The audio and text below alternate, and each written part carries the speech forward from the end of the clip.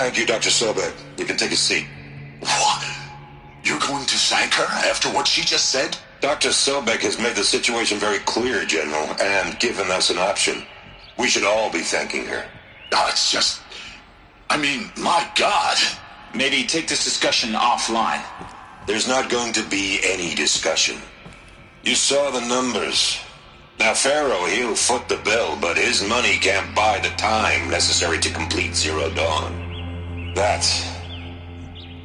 That can only be paid for in blood. Oh, come on.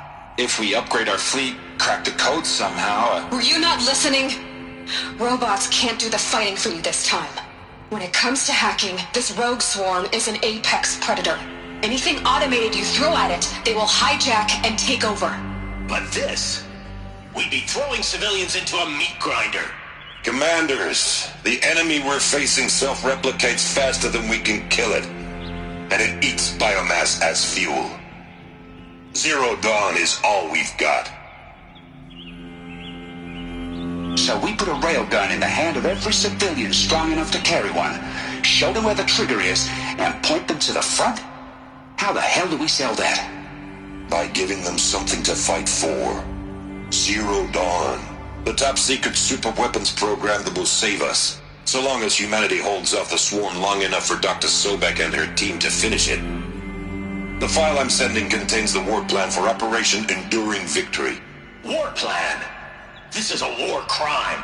It may be ugly, but it's something. Consider the alternative. Dr. Sobek, I've secured use of a decommissioned orbital launch base outside Bryce, Utah as the Zero Dawn staging area. Plenty of space there. When can you get started? I've already mailed you a list of alpha and beta candidates. Most are foreign nationals or subjects of corporate holdings, so extracting them... Leave that to me. You'll get your dream team. Count on it. Then I'll be off.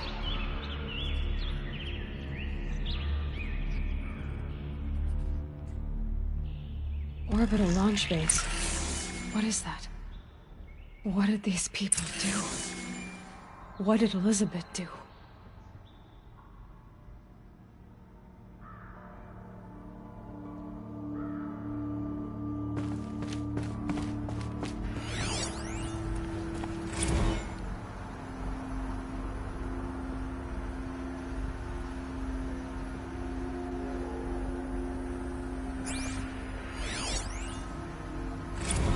Dr. Sobek, as projected, the Wichita salient has collapsed. 5 Horus-class Titans have broken through. We predict contact in 34 hours. Everything is in position, General. It took a few shortcuts to pull everything together, but Zero Dawn is functionally complete. Good to go. That enduring victory served its purpose after all. Yes, if we'd had even one day less. I've sent you an encoded file, Doctor. Please do me the favor of archiving it. I'll see what I can do. What is it? A brief statement. An allocution of crimes, I guess you'd call it. To what are you admitting guilt? Over the past 16 months, Doctor, I have presided over the greatest wholesale slaughter of military personnel and civilians in the history of... history. Genghis Khan, Hitler, Stalin, Sorabella. Add them all together. They don't even come close. You didn't do the killing, General. No, not directly. But I didn't wind up the highest-ranked military commander in the United States by resisting the automation of the armed forces. Even before the swarm, Doctor, I was helping death along. So, instead of letting what I've done sink into the murk, forgotten, I sent a file with all the details. Let posterity judge my actions with clear vision. I'll do as you ask, General. But you should consider that were it not for your actions, our actions, there wouldn't be any posterity to judge us. Perhaps. Dr. Sobek. At ease, General. And goodbye. Hell of a thing.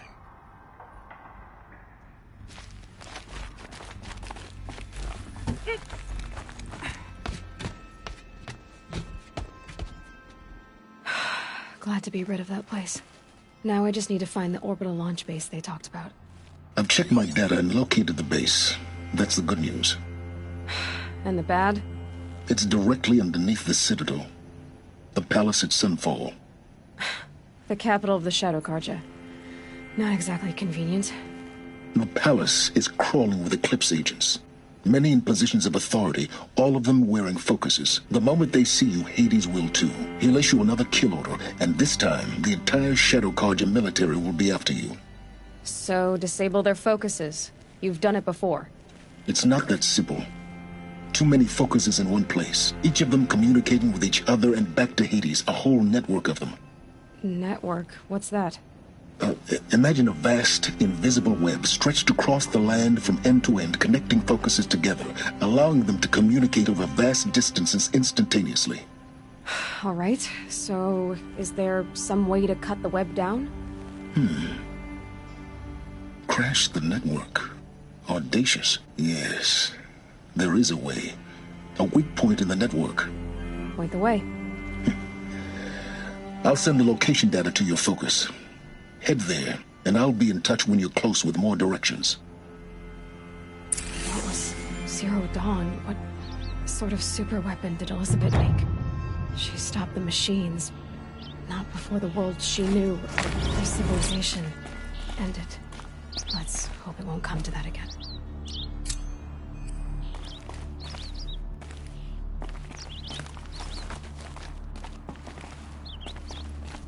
Now, how am I gonna get down from here? Oh, this should be quite the ride.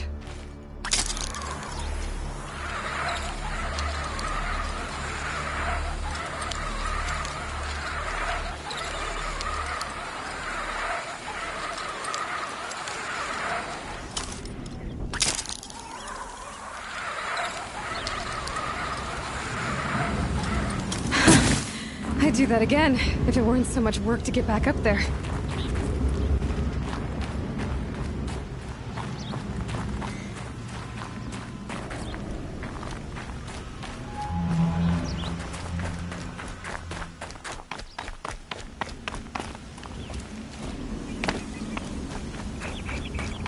This must be the pass Arturo was talking about. With Banuk territory just above.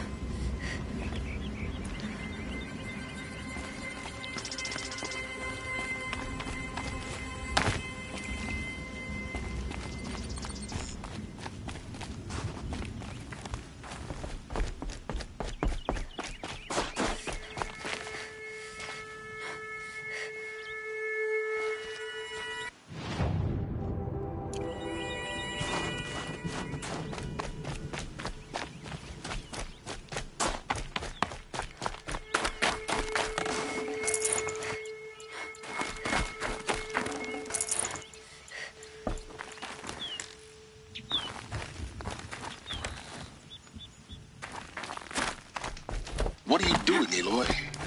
This path leads to the cut. The Banuk have nothing to offer besides useless mysticism. The Eclipse won't stand idle while you waste time playing in the snow. Return to your task. I was thinking, Banuk shamans thread blue cables through their skin, right? Kind of like someone else we know, huh? So maybe the real reason you want me to stay clear of the Banuk is to stay clear of your past. It's the ancient past that concerns me, Aloy, not my own. Which is why you should stop prattling and get back to what matters.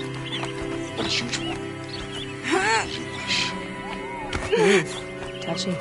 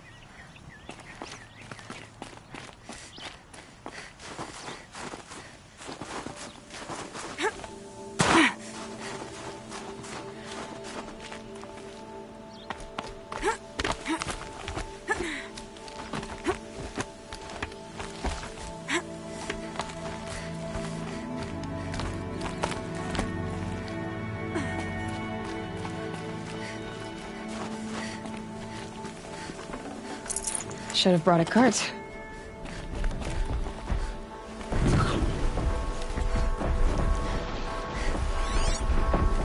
This one's a new predator. I can see the heat coming off it.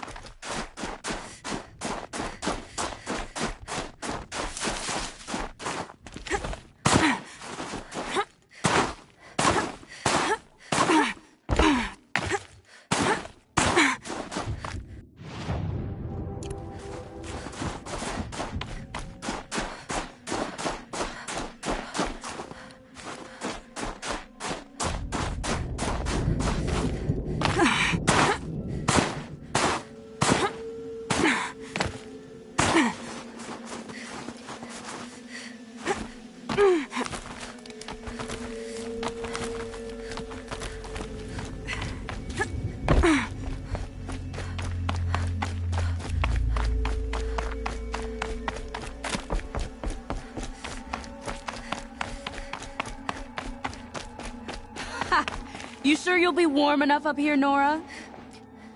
I've worked up a sweat from the climb.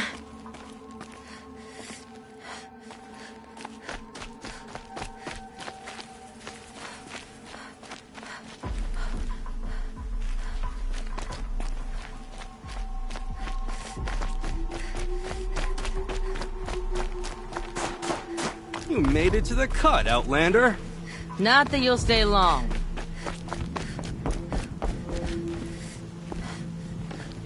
Smoke rising from the mountain. And the village, too. What's it for?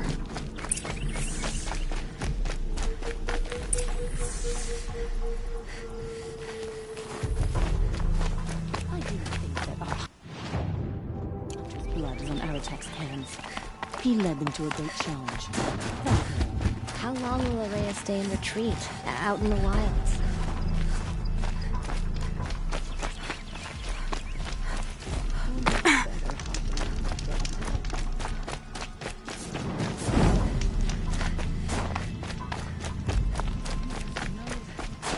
Must be something big going on. At any moment. Most of the village is moving towards that smoke.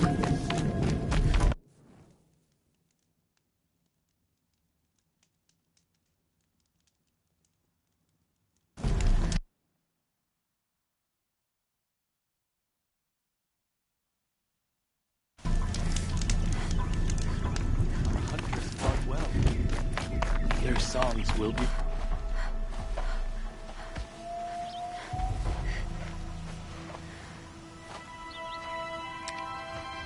Get ready for a rare sight, Nora. Bergrand, purveyor of necessities. Most of the time, the Banuk burn their dead. But not today.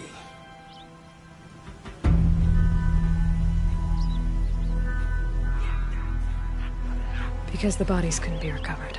Aye, a nasty business. All their best warriors lost. So they're getting a different kind of send-off.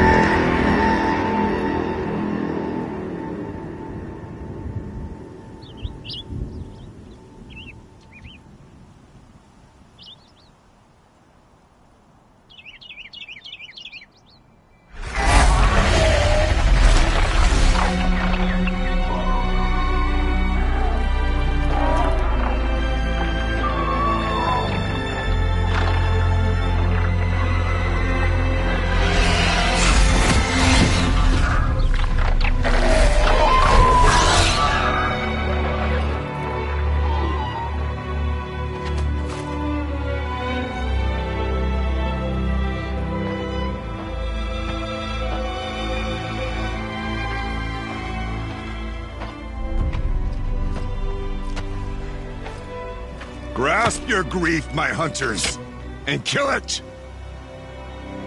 For our kin sees the fate all Banuk long for. Falling with their spears striking steel. Their struggle is over now. You have witnessed their spirits rise up into the blue sky and beyond to the blue light.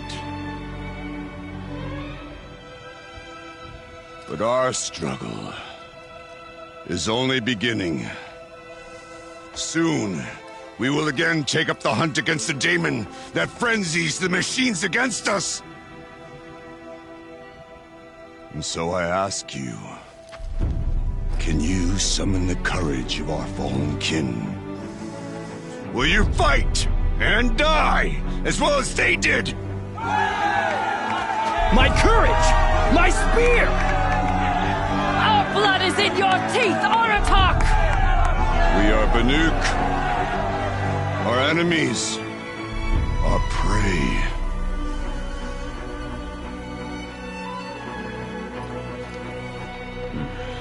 The daemon.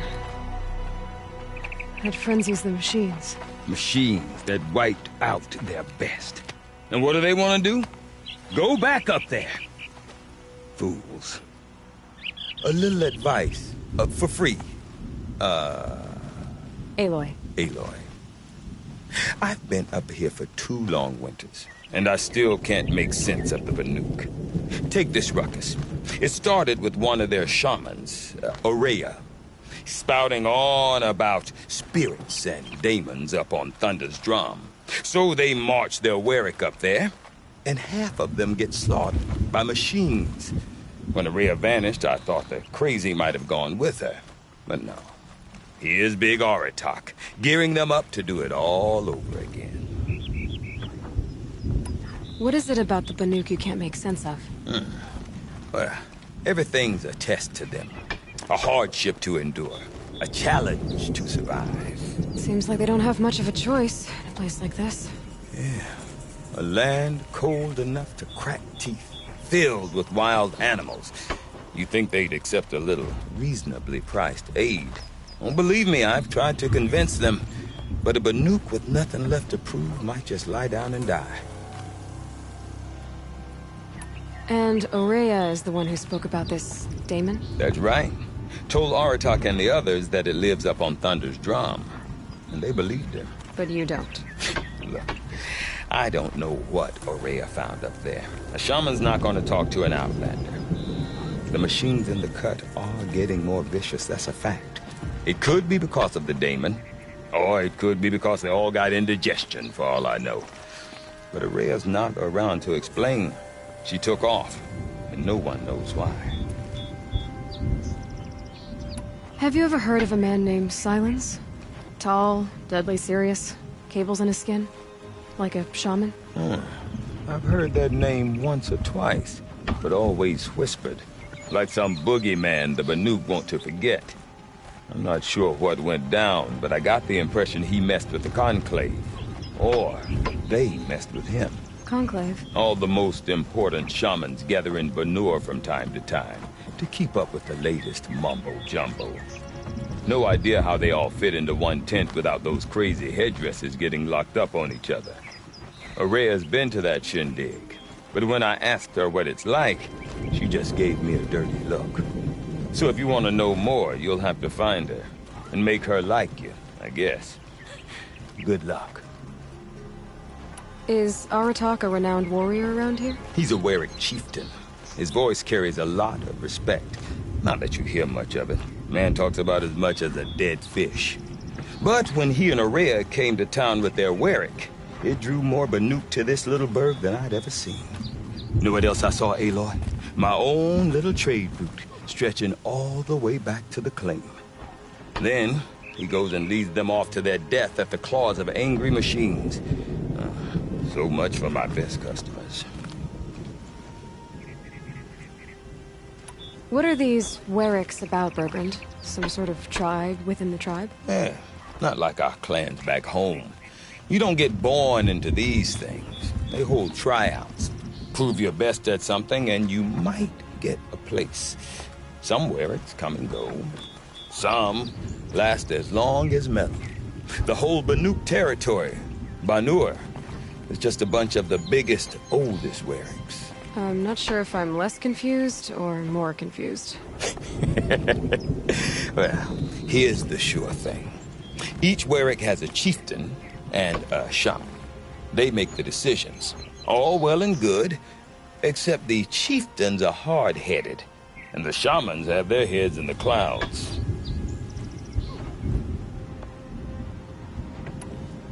You said you've lived out here for 2 winters? Aye. Back home, some fur traders told me about this steel-forsaken heap of tents. Good location. Ripe for change. We were barely scraping by until this place started filling up for Aurea. A great prophet is coming, they said. I heard prophet. Honest mistake. Not that the Banuk are stingy, they just prefer to keep trade among themselves. We could get through to enough of them. We could really put this place on the map. Or at least on a map. We? Me and my daughter. My assistant, Barja. My assistant and my daughter. We seem to get along better as business partners. Her mother wanted me to show her a trade. She started tinkering with weapons. Say, when you need a break from this Banuk carry-on, stop in and see her. You're both, how do I put it? Women? No. Independent. Look for her at Long Notch, the easternmost Banuk camp. I want to know more about this daemon. It's crazy talk, Aloy. Or there's something to it. Something connected to how the machines behave. Then you need to find Aurea. She was last seen headed for the mountains they call the Ice Rats. I've heard only the shamans know the trail beyond those frozen peaks. But I do know where you could find her apprentice, Naltuk. He went north of the river, chasing rumors. Rumors? Not the good kind. Sudden attacks in the snow. Strange new structures. Some say a new machine, like no one's seen before. Well, now I'm definitely interested. Thanks for the talk, Bergrand. Don't mention it. I wonder if Aratak could tell me more about Araya or Thunder's drum. Might be worth a shot. That tall neck is more Banuk than some of us Banuk. I mean, on top of all we've endured, we find ourselves beset by bandits. Have you heard the story? I do not want to hear this talk from you again. Doubt is heavier than a week's snow. Forgive me, my chieftain. We will be ready for the next attempt. But this will not be an attempt. It must be done. Do you understand? My chieftain. Good. Outlander, I suppose you wish to speak?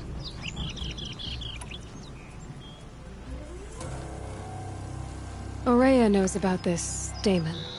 Where would I talk to her? She does a shaman's work. That is not for the eyes and ears of others. Certainly not an Outlander's. This Damon you talked about. If you are hardy enough, you can venture out and see the signs yourself. It has changed the machines, made them fiercer, stronger. But what is it? A matter for the shamans to debate.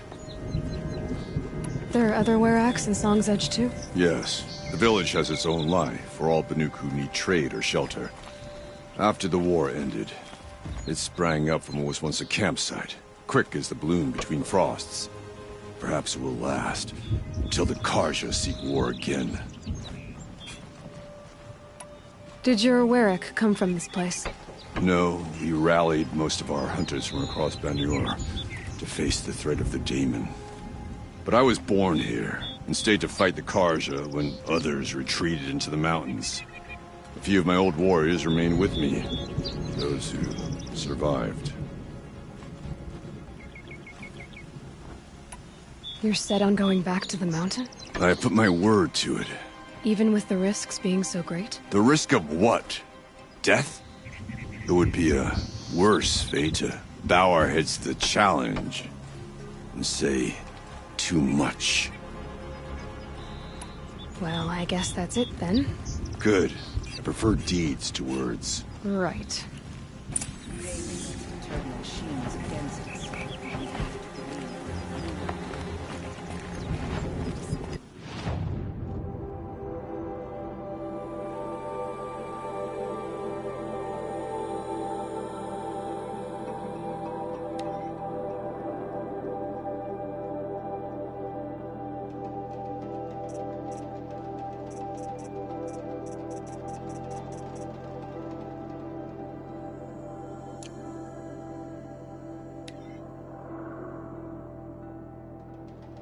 Careful that you don't freeze like the tall neck and the frost figures.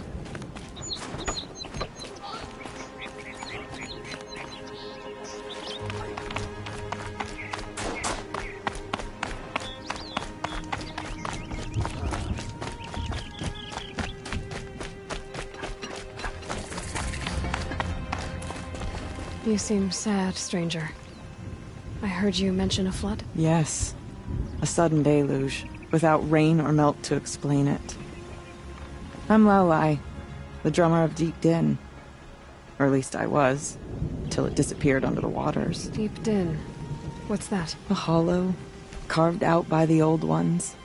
A chamber, a basin, and a musical instrument all at once. My life, my calling.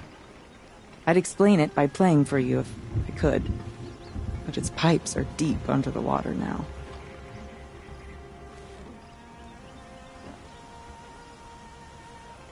So Deep Din is a place, and a musical instrument? Yes. Pipes that carry a perfect tone beneath a sonorous basin. A wondrous edifice the old ones used to carry music far and wide. During the war, my father played the pipes to rally the Banuk against the Karja. I'm the drummer now. But our battles are few and far between. Mostly I play for the joy of it. Or to remember my family. Of course, if the waters don't recede, what's the point of joy? Or remembering?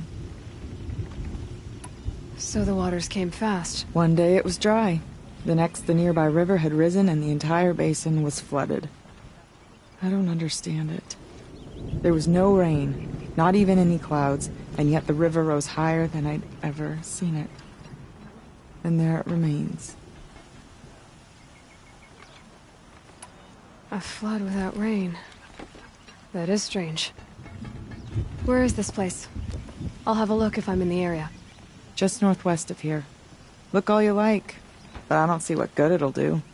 The floodwaters aren't going anywhere. How does one ask a river to relent? None of the southern tribes rival the Banuk as hunters, but some of...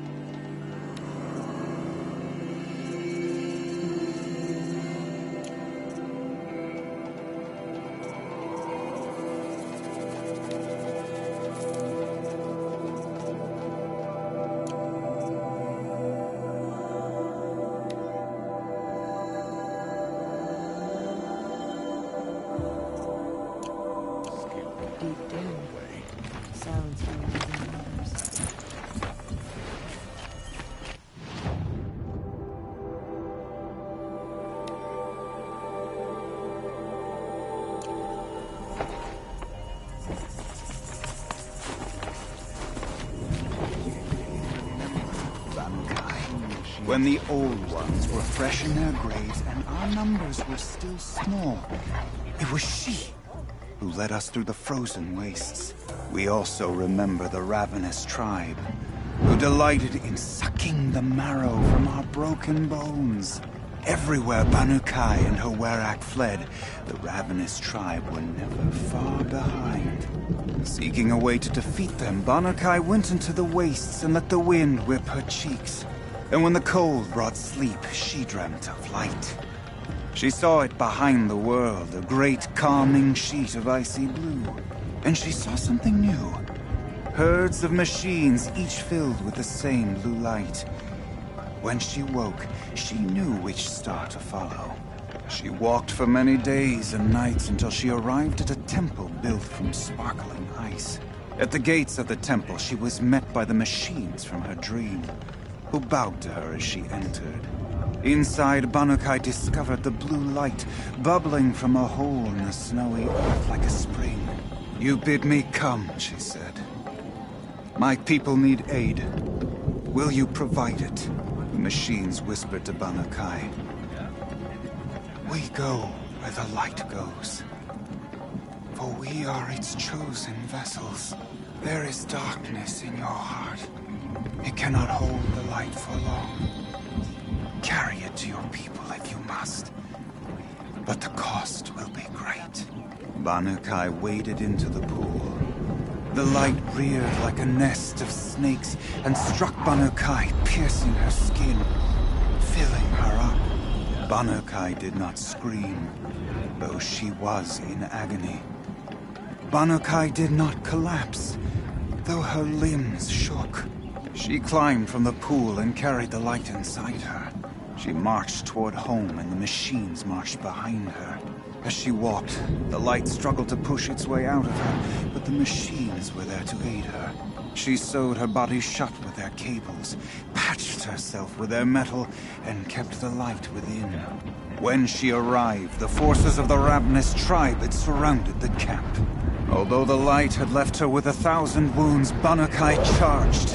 And because she held the light, the machines followed.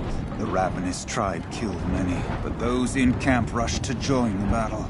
They gathered pieces of the fallen machines and from them fashioned weapons. And it was with these that Bannakai's people repaid the suffering the ravenous tribe had wrought upon them. When quiet descended, Bannakai finally fell. The machines bowed their heads, and her werak wept. The light she'd held within her drifted from her wounds and rose to the sky, and for just a moment, before life left her, Bannakai knew the truth of the blue light, and she felt peace. We remember Bannakai, the first to crawl from the cave beneath the world, who brought the machines to us. When we speak the name of our tribe, we remember her. And we will not forget. Sometimes, we gather near the frozen tall and sing songs of our ancestors. You're looking strong.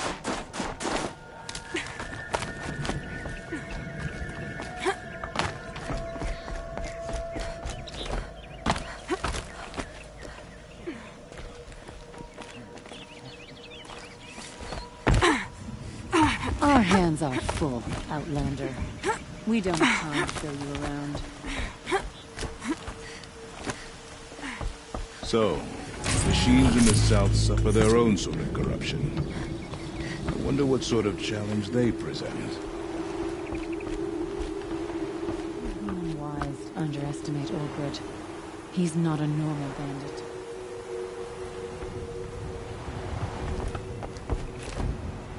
Become a bandit. You don't get killed to survive.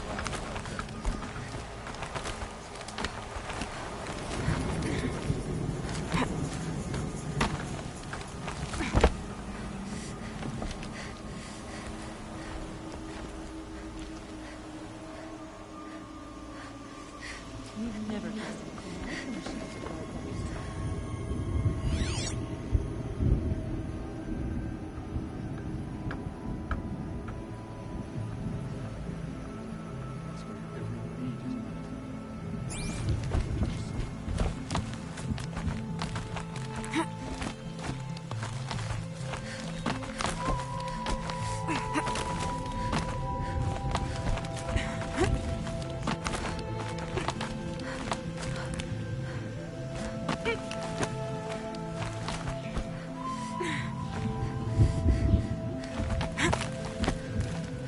All the winters coming at once.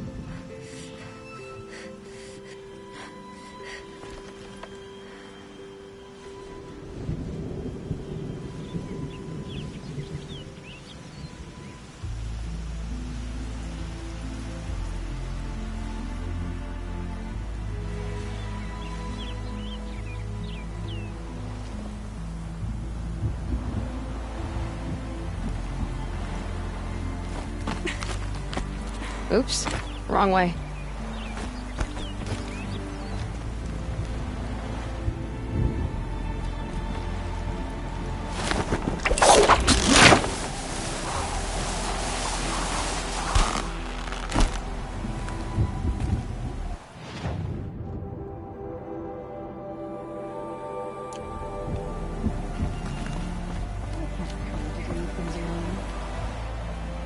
Sakuli is a prickly sort, but I suppose she can afford to be with talent like that.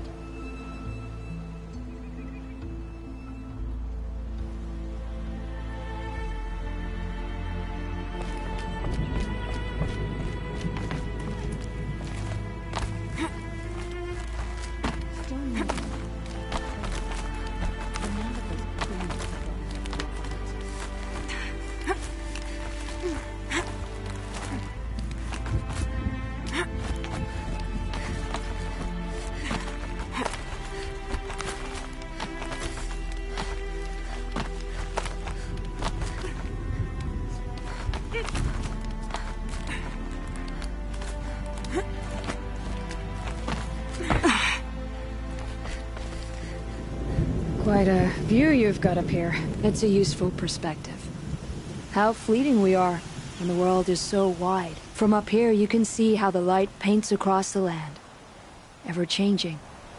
That's a lesson. All our marks will pass. That outlook sounds a little depressing for a painter. Haven't met many artists, have you? Song's Edge needs new stories. I scrubbed its past off this rock to start anew, but a new start needs new colors. Fresh pigments. Like none have seen.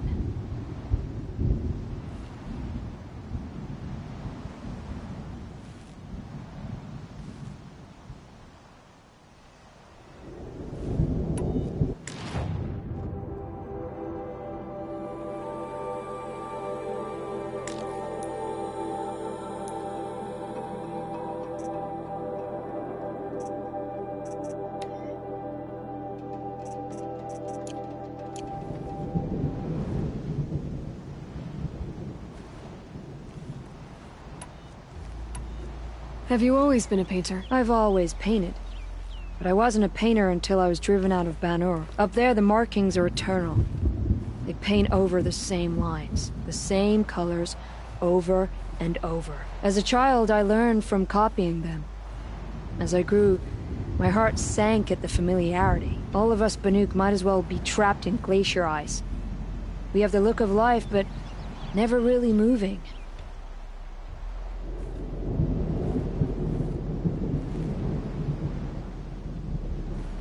These pigments you want. Where should I look for them? Salts gather at the edges of geysers and hot pools. Crystals cling to the rocks and cliffs. The Banuk rock paintings are impressive, but, You want to know what they mean? That's not the right question, but I'll answer anyway. Some are a call to the machines. The sacred shapes you see on metal casings, or on a cauldron door. Do the machines listen to the call? I don't know. Others, like mine, are a call to the tribe. You could say inspiration or prophecy. And sometimes even men listen, if the painting is loud enough. I'll see what I can find for you. Seek out the vibrant ones.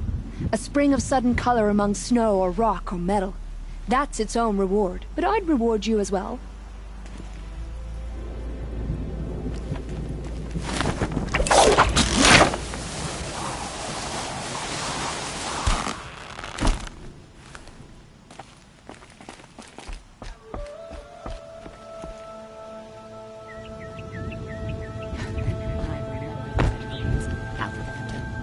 I knew what outsiders bring to the table.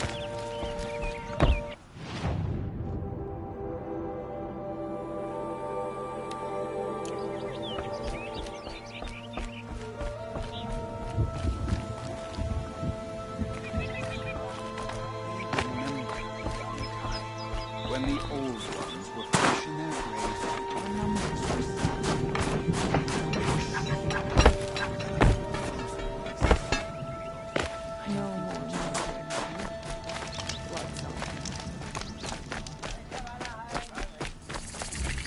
Does me good to see you.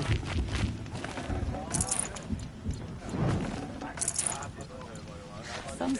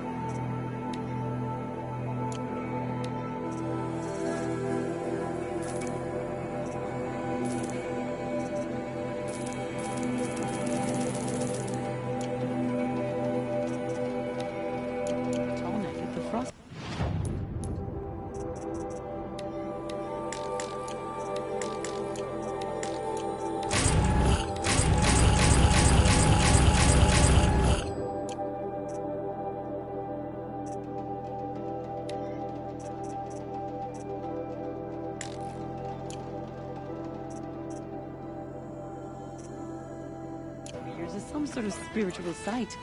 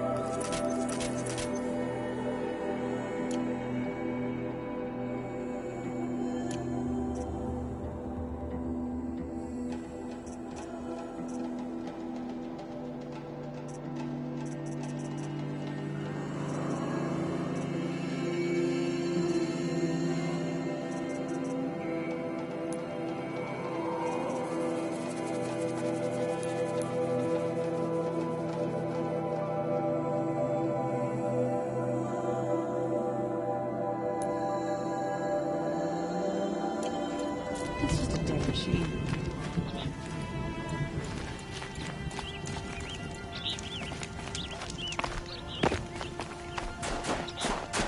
The Banuk of songs.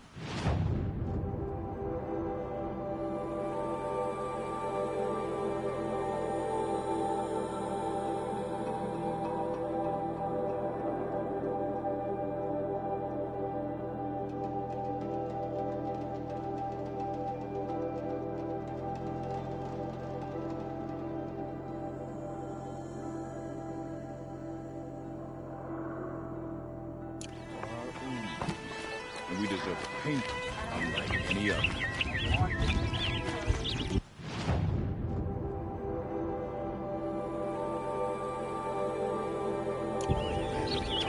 Trapped the frost figures many years ago.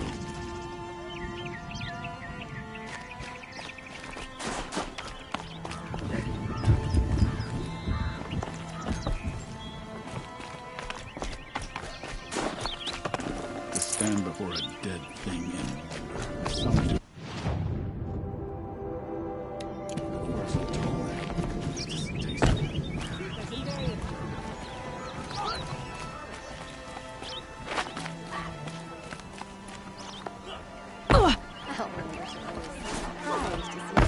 Trapped in ice.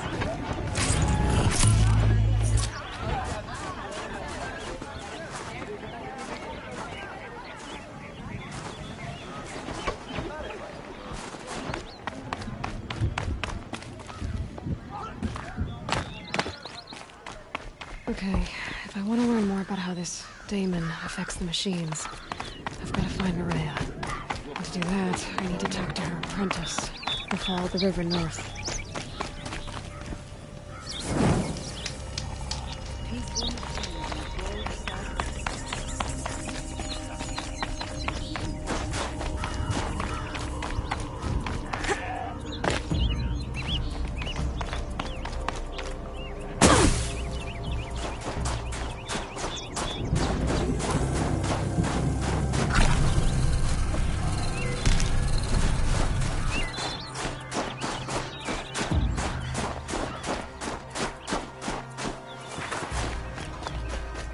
Outlander, wait a moment. That weapon of yours, Outlander, that spear.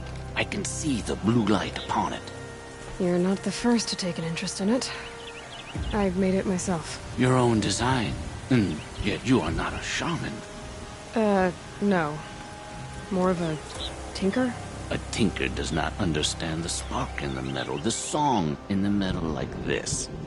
But it could be improved upon, modified with the help of the old ones. Far north of here there is a cave, a shaft in the snow. Within it is a nest of metal birds. Find a bird that hasn't been stripped by shamans past. Look for a rail inside it, the length of your spear. That's all I can tell you. Get a rail from some metal birds in a cave. Sounds perfectly normal.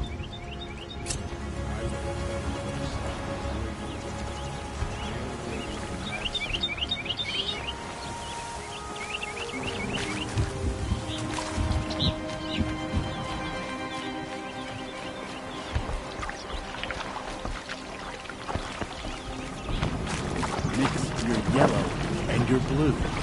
That's how you get green. Not know these things. Since we have some unwanted visitors.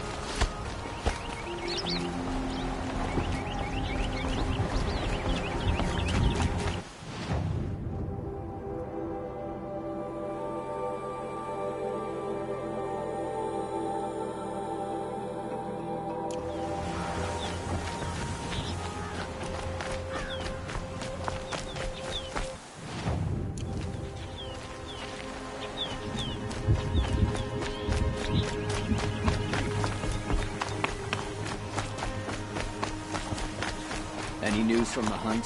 The herd isn't roaming far from the camp. Then we wait. But I bet we see a strike.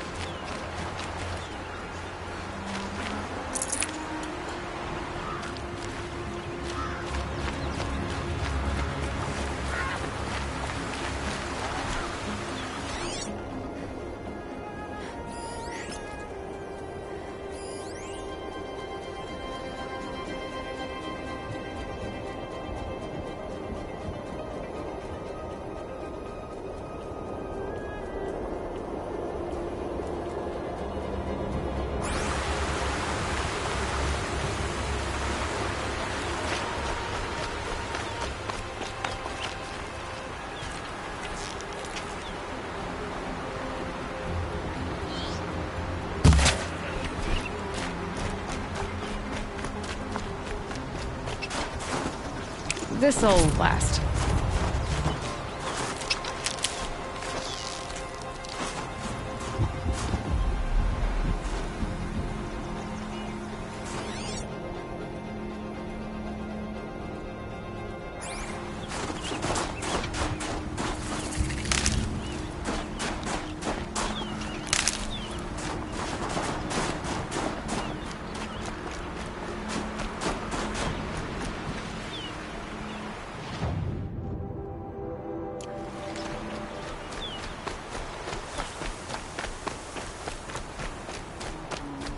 Outlanders.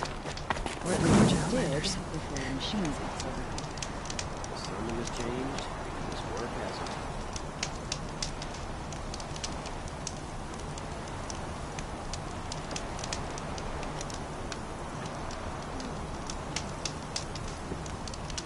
They're letting Derval live. I work all day.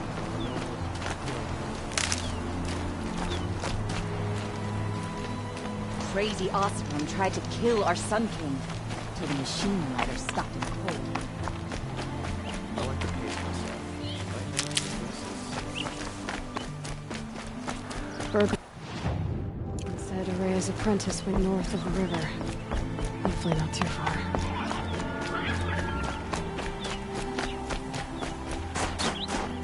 Atomic?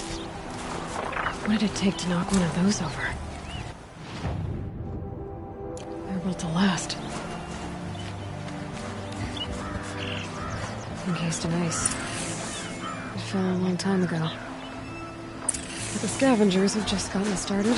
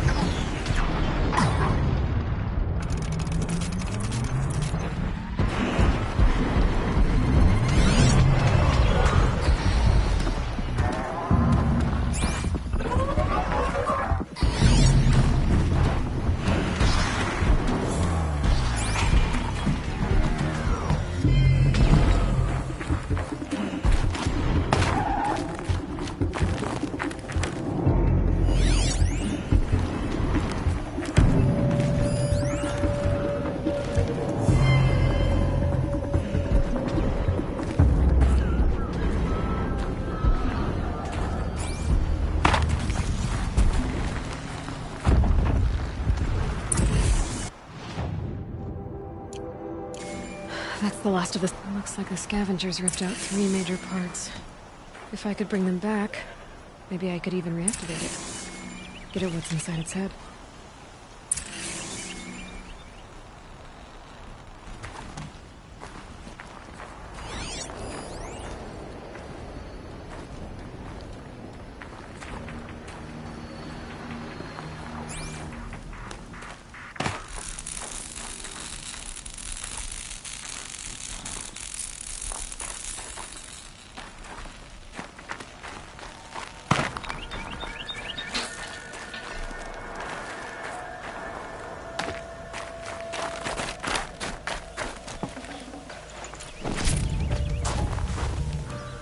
The Banuk were protecting it.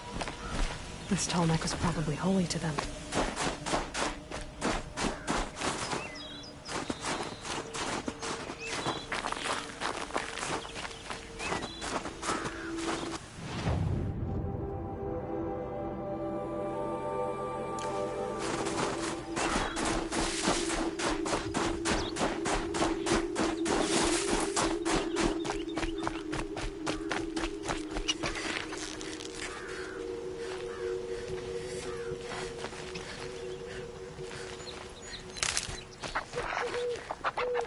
Brew that up later.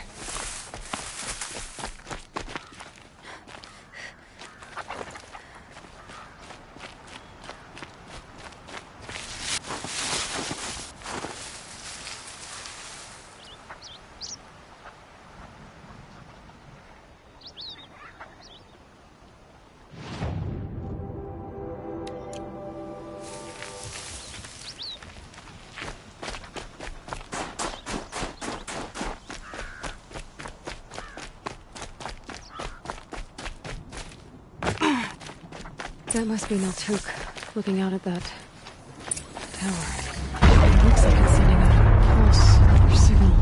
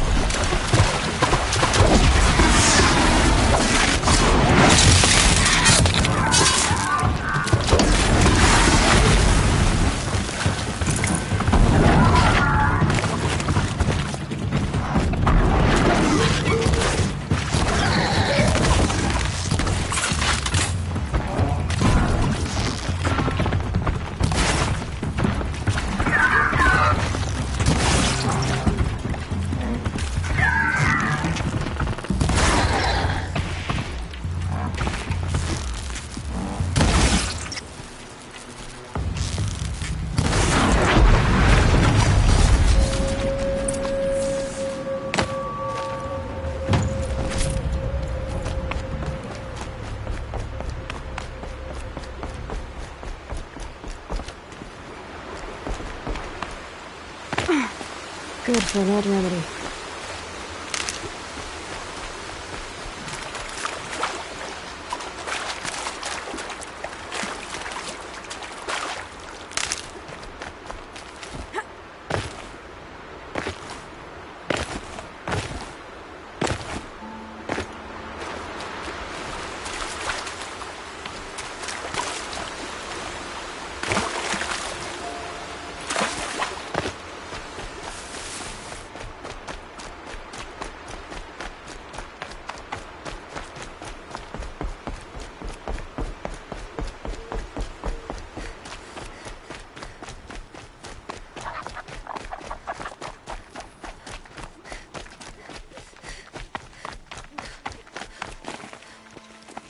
Are you Neltuk? I've been observing that tower for hours. How the daemon's light pulses through it, repairing machines. You overcame it, just like that. Kind of what I do. I'm looking for Aurea.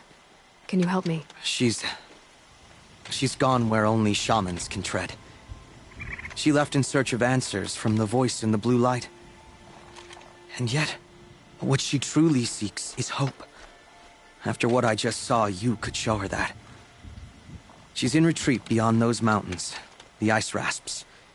You'll have to walk the shaman's path to get there. You'll know you've reached the end when you come to a shrine, a great machine covered in blue gleam. Shamans who complete the path take a piece of it as reward. If you make it that far, you should too. You'll have earned it. You said something about blue gleam at the end of the shaman's path? A crystal that builds on the bodies of machines in the oldest ice. We Banuk believe it's the stuff of the blue light, frozen as it escapes their shells. You might be more interested that merchants will trade well for it.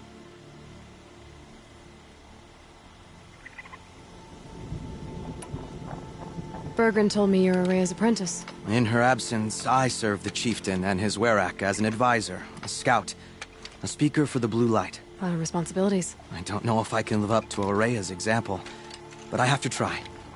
I owe her that much. She took a chance on me, an aspiring shaman from the edge of the world. No one else would.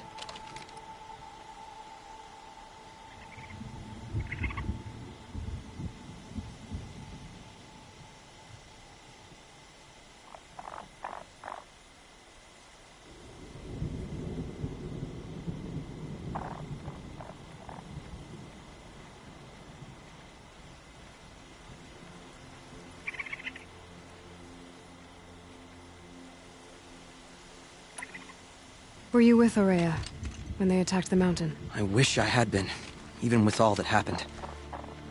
I'm no warrior, though, so she bid me wait. When Aurea and the chieftain returned, I saw them argue bitterly. I don't know what about exactly. Then she came to me, gave me my task, and left us. How do I cross this shaman's path? Go to the ice rasps. Then follow the markers through the ice caves and the waterfalls, and make the climb to the shrine. But be careful. The path is meant to be an ordeal, the final trial of a young shaman's training. And I'll find Aurea at the end of it? No. She goes further up, somewhere inside the mountain. If you see her, would you tell her, I have faith she will hear the voice again.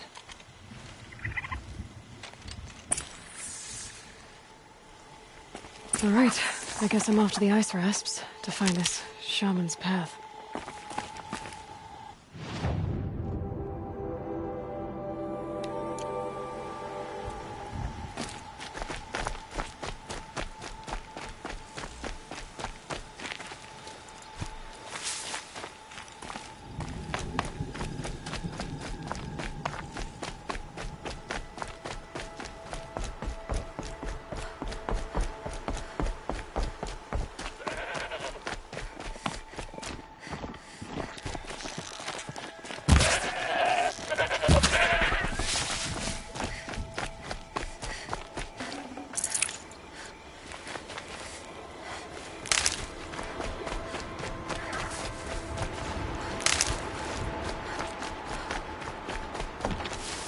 We'll bounce soon enough.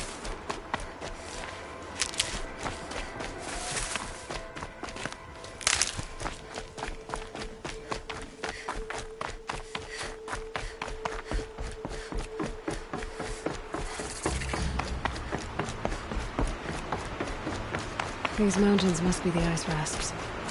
The shaman's path begins somewhere up above.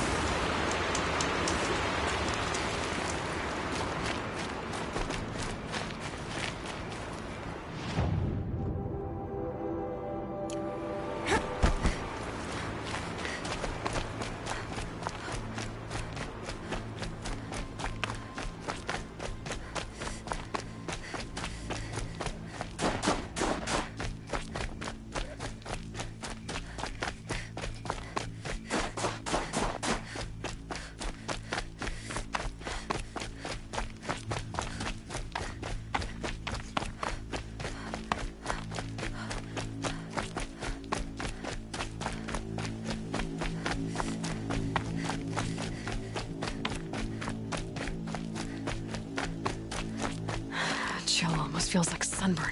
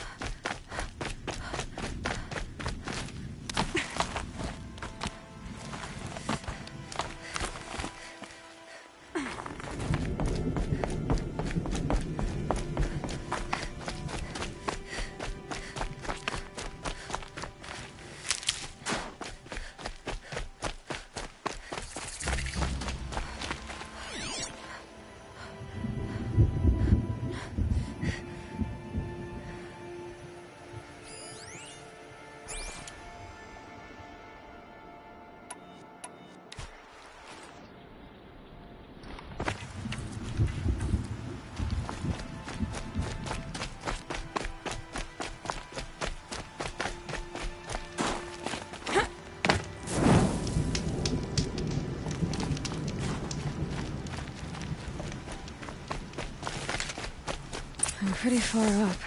The shaman's path must be right. This must be one of the markers Naltuk told me about.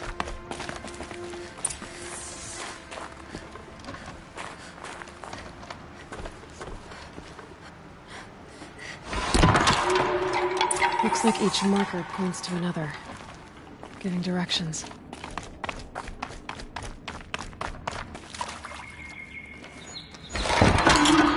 Guess I'm heading deeper into the cold, creepy ice cave. Better go back after I grab this loot.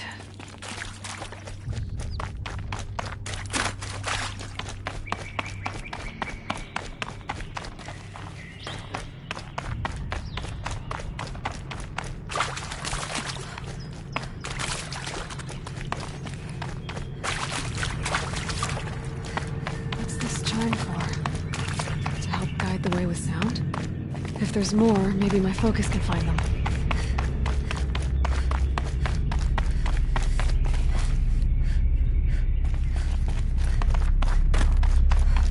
Took a wrong turn.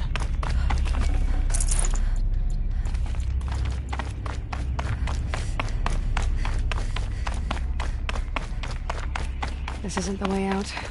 Some gear, though.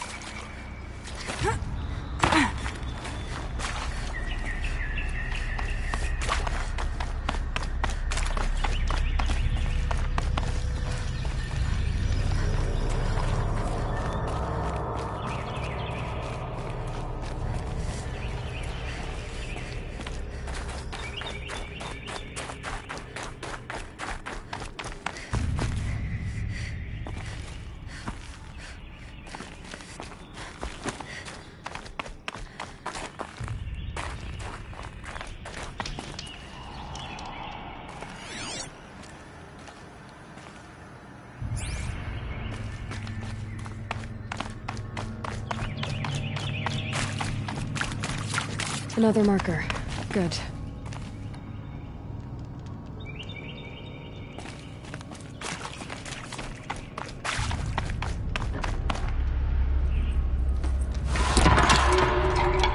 Okay, that way then.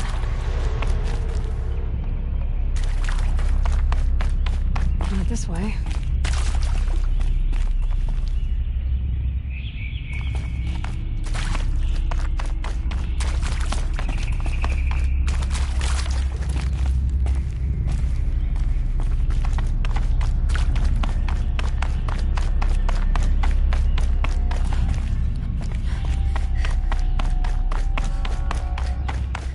Wait. Back?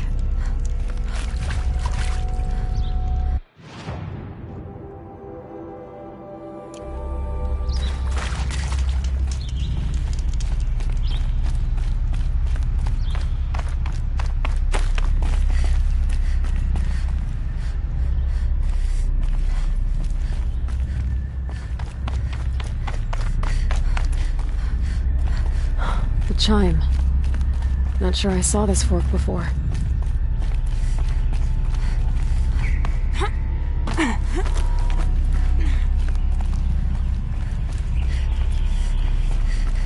Not this way. But then, where?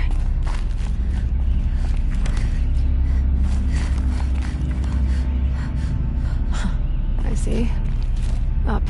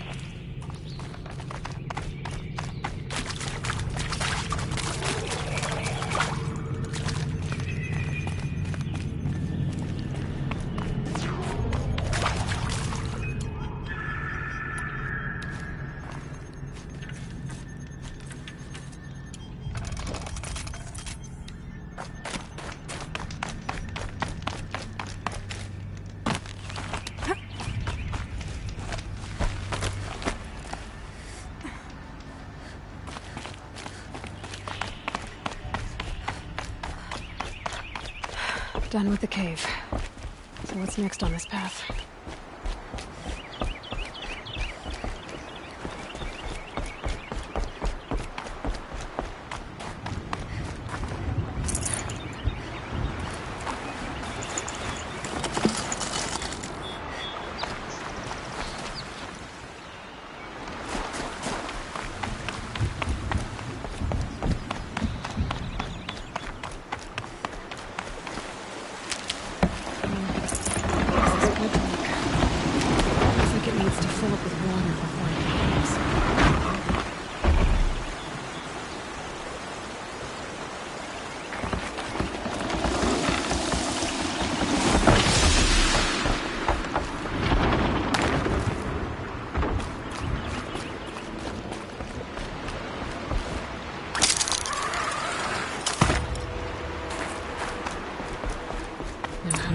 This one.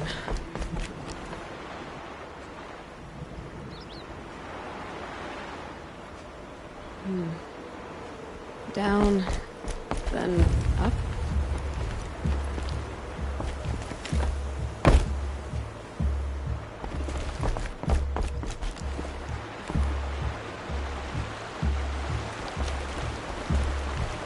Down it is.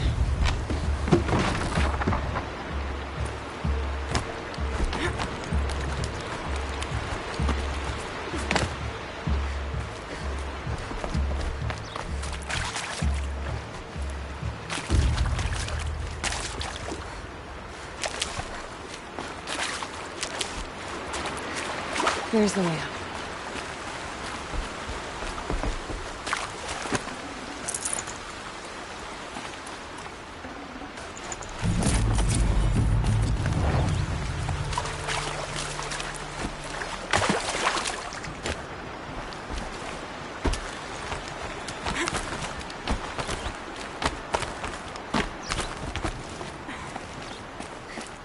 I need to pull the rope to move this thing into position.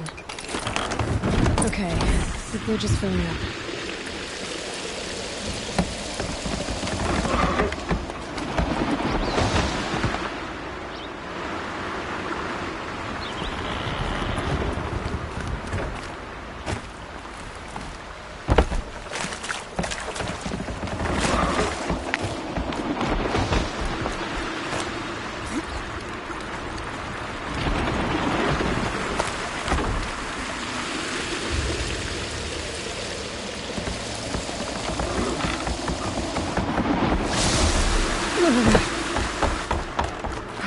Made it.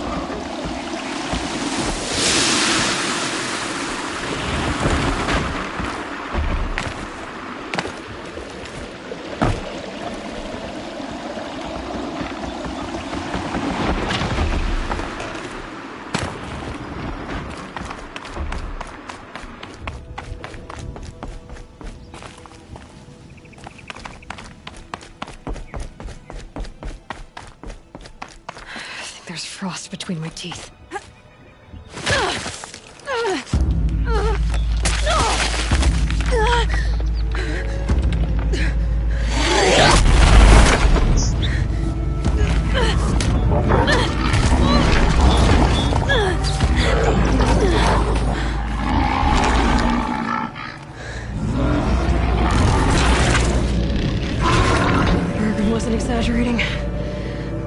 definitely something new out here.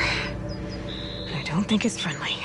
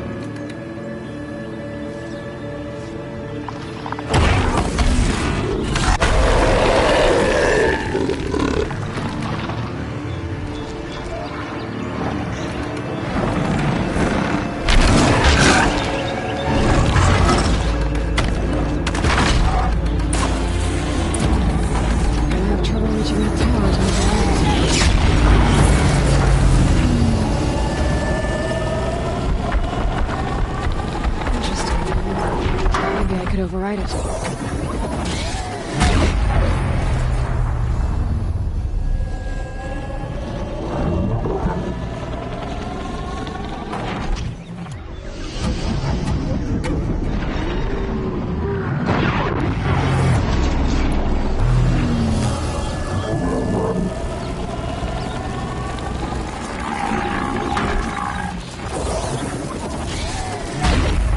Better shut it down for good.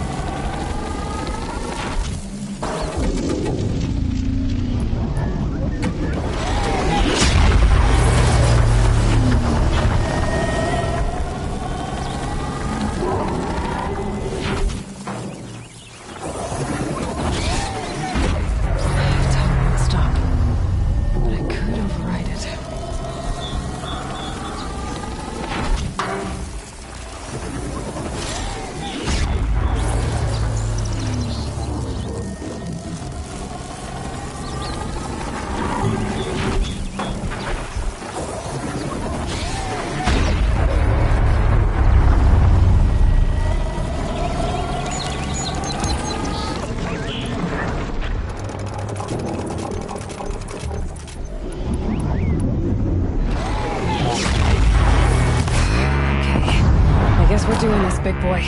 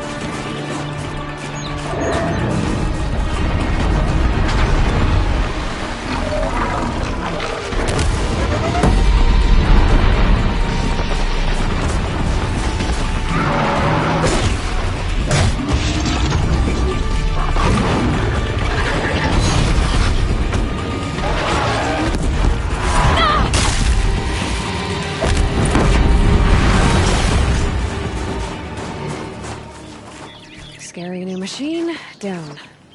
Now back to finding Araya. Which means... gotta climb.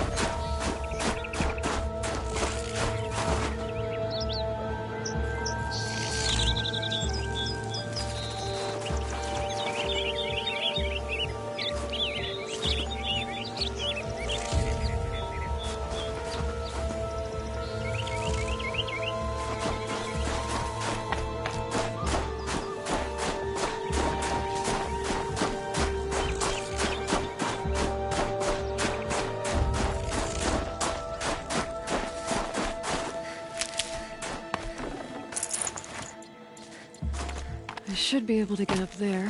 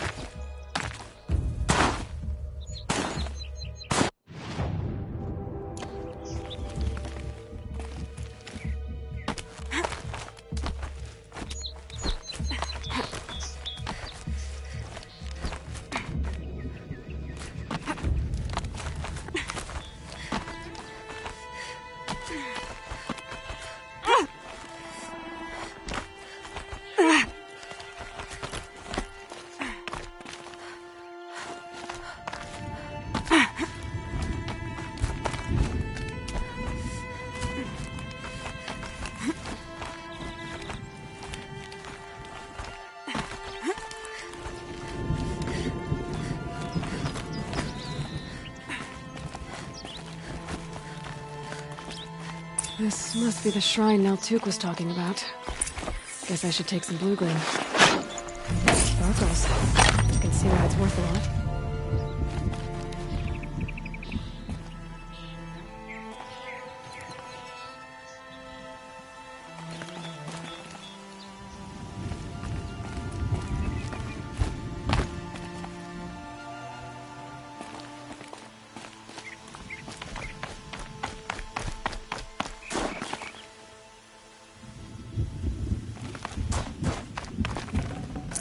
Forget about traveling light.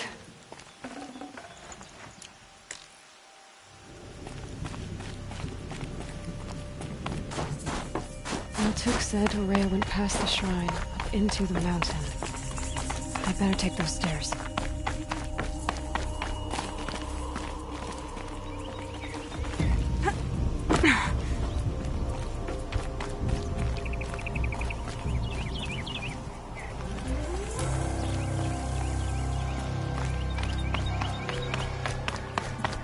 An ancient door.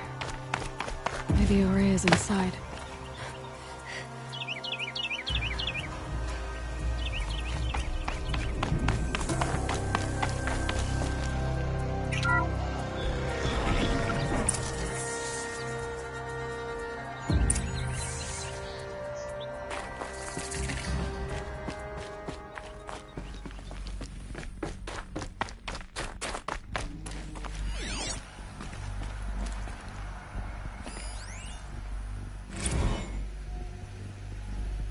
March 10th, 2046.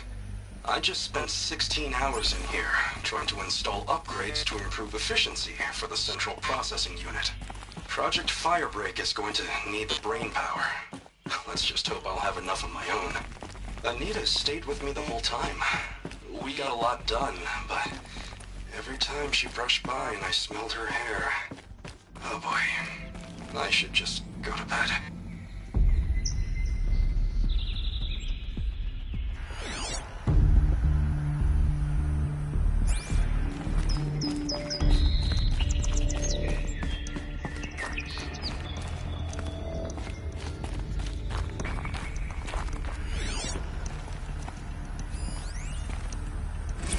This is Director of Security Blevins resending the emergency supply order. Try reading it this time, okay? You weasels don't want me calling my people in SLC.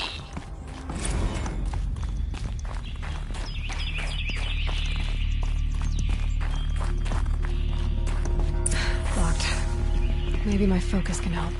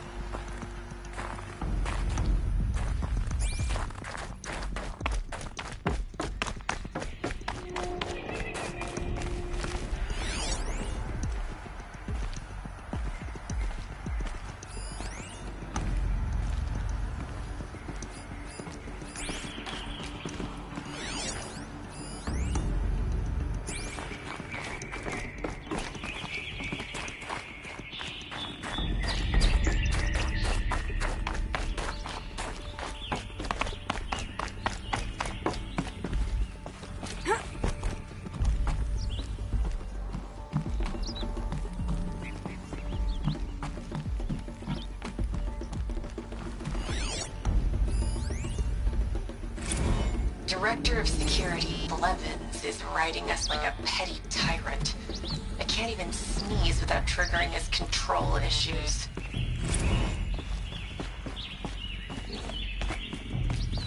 Need a lead. Focus might find something.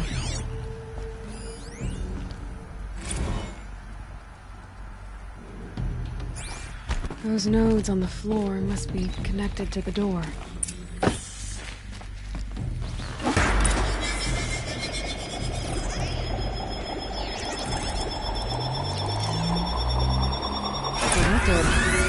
Something. What am I supposed to do with these lights?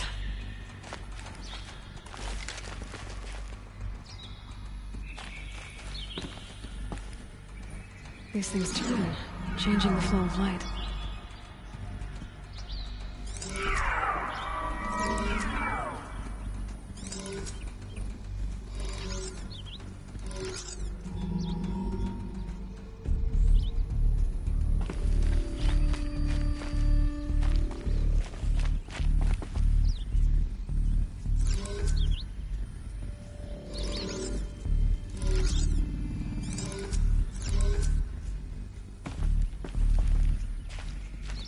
Could be something around that my focus will see.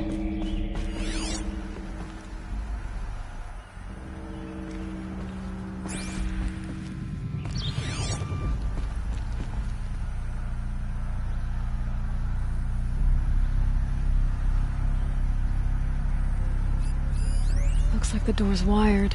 Something over here.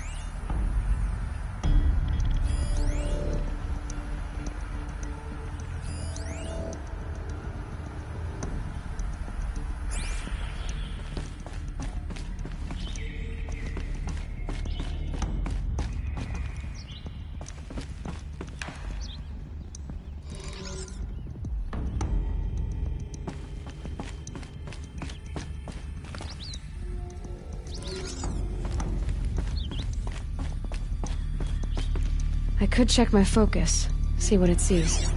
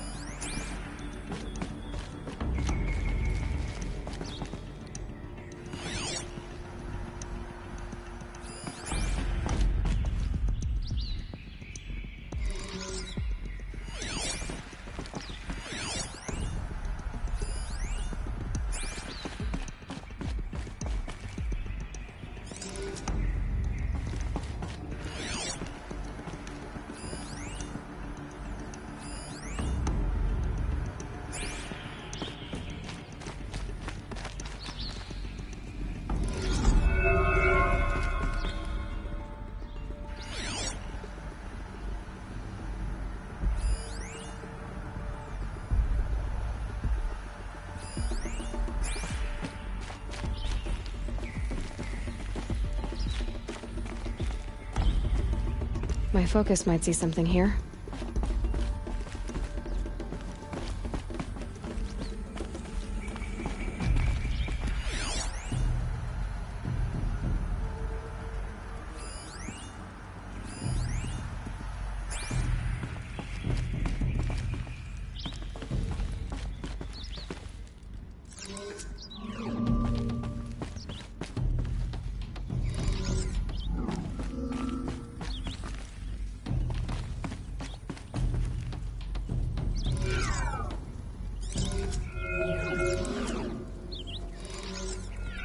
Perhaps my focus can help me.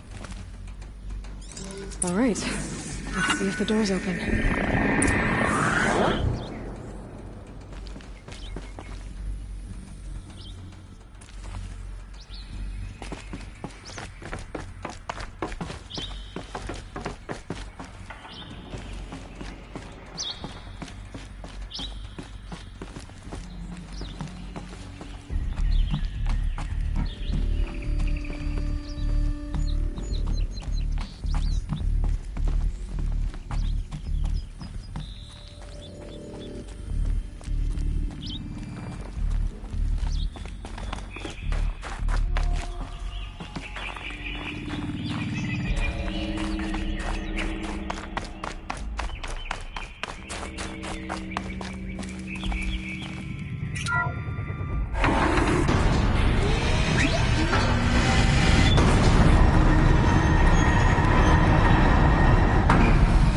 Use my focus to look around.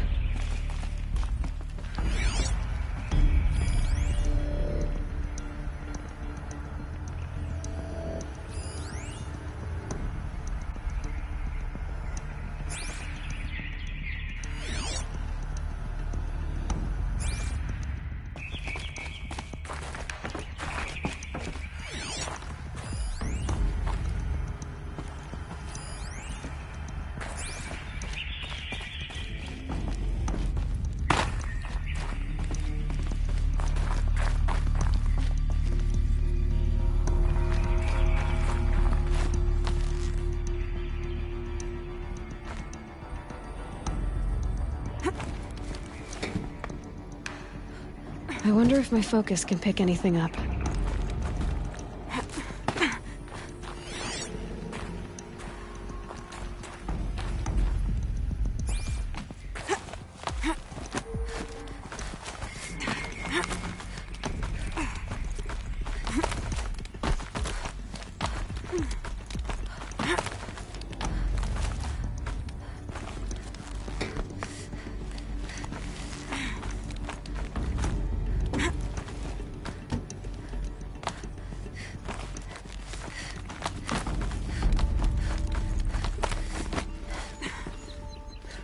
Fresh air ahead.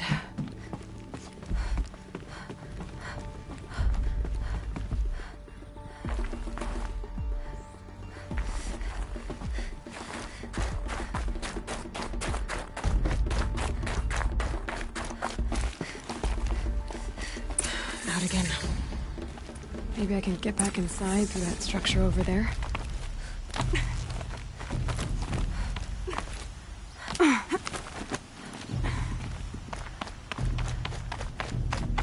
I need to get to those stairs.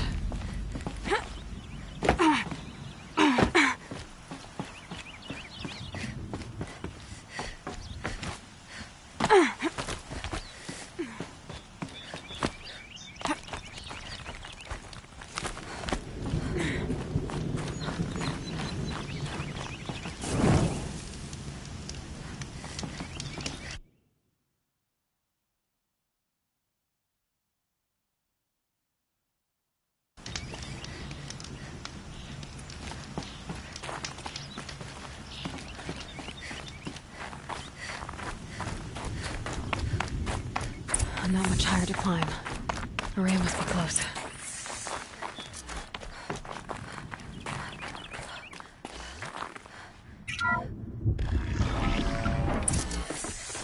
She has to be in here somewhere.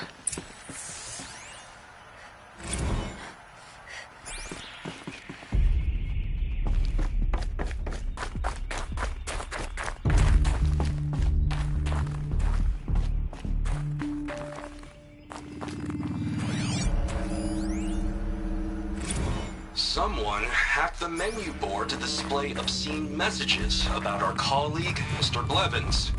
Is this the most advanced geological project ever undertaken, or a junior high locker room? Come on, people.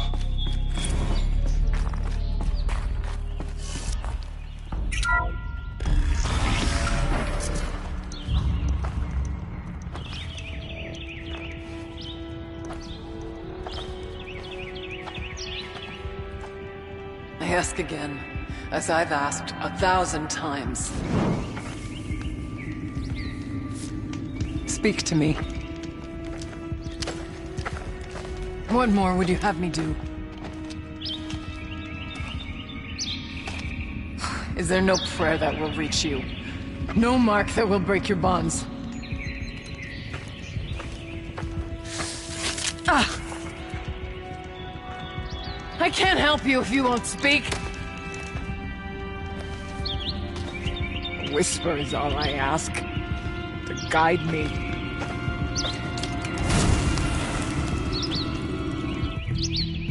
Who? No. How? How did you get here? The way was sealed by the spirit herself. I used one of these. I could show you. Yes, show me. Please.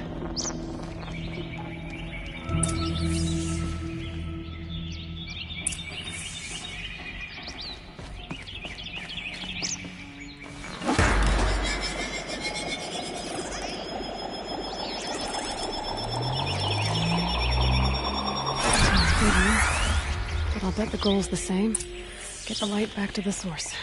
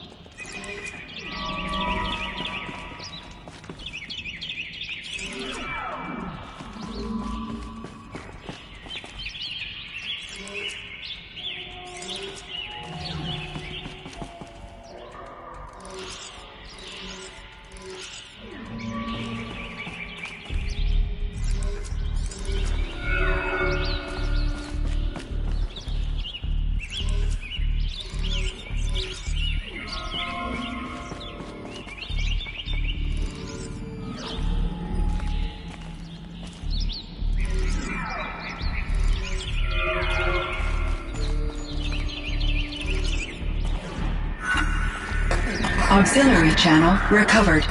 Exploit successful. Restraints evaded. Is someone there? Aurea?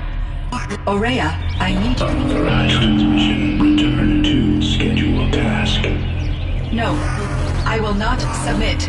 Aurea, the daemon is forcing me. Aurea, please. Transmission terminated. You brought the spirit's voice back.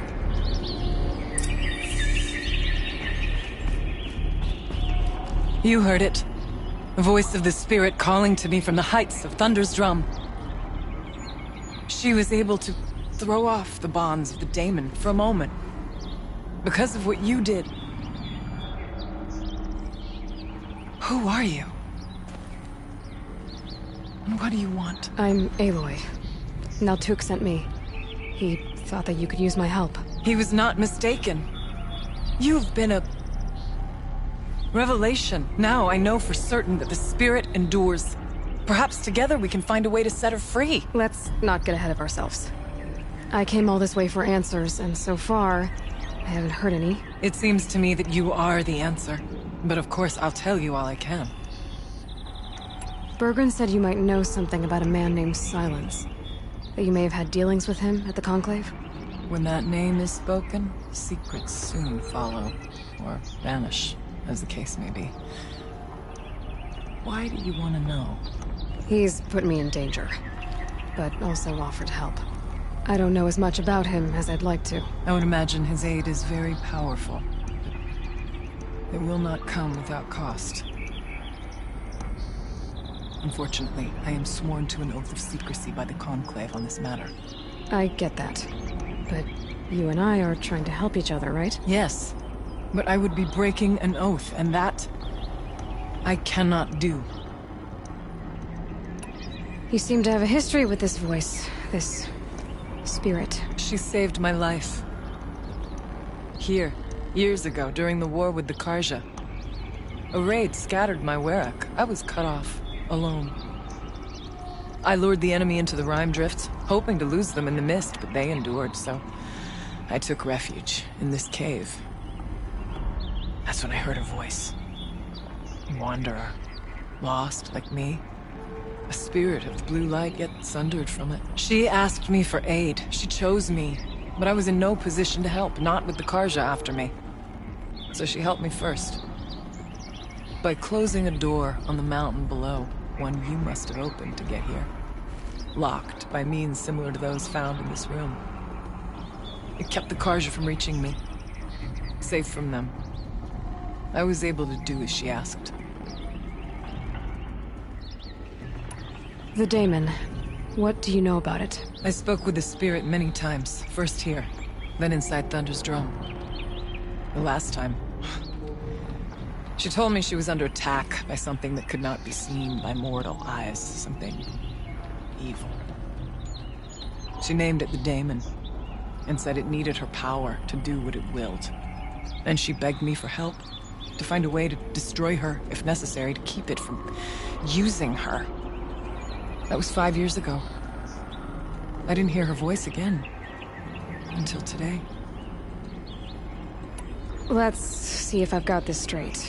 We heard two voices. One you call the spirit, captured somehow by the one you call a daemon. Whatever this daemon is, it's related to the machines and why they've become more dangerous. I want to know how. Both the spirit and the daemon are on a mountain, Thunder's drum. So why don't we go there and figure out what it all means? We can't. Thunder's drum is dangerous, more than you can imagine.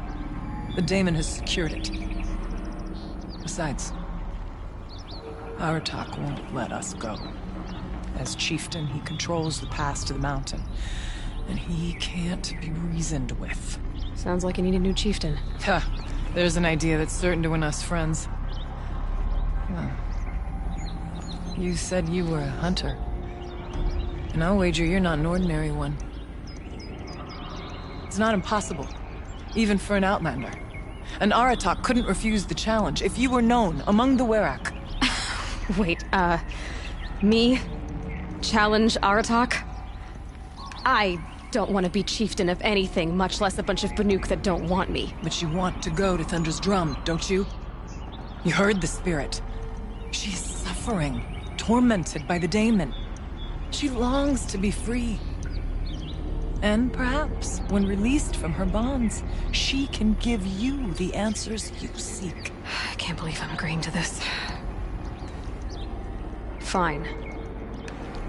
What do I have to do? Get the Werak's attention to show the worth of your claim. Win at the hunting grounds. Kill bandits that prey on the cut. Or speak to my friend Sakuli. You help her, you'll definitely get noticed. Do all you can.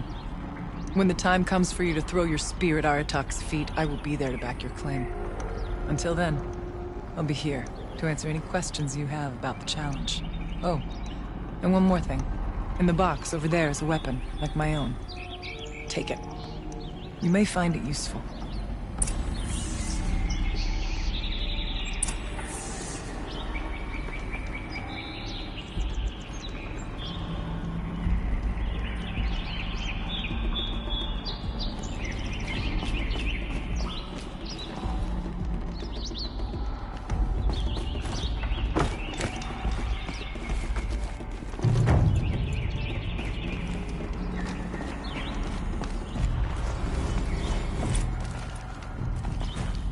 Kind of animal.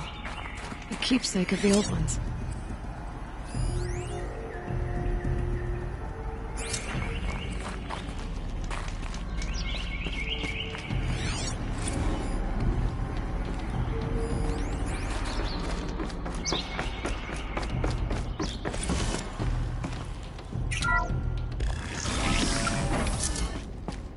I could forget what warmth feels like out here.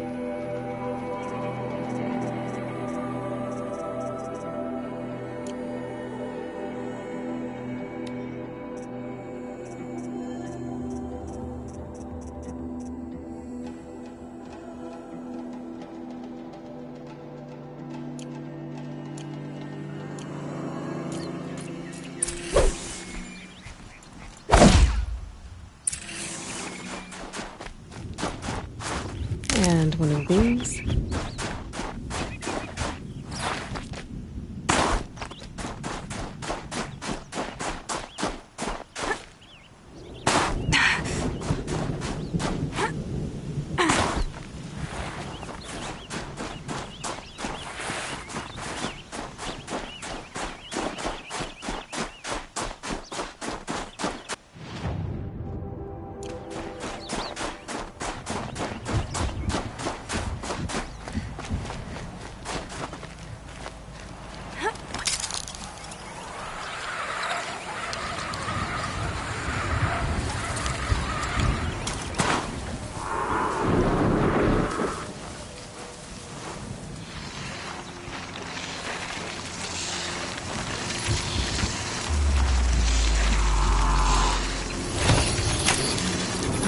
Nothing.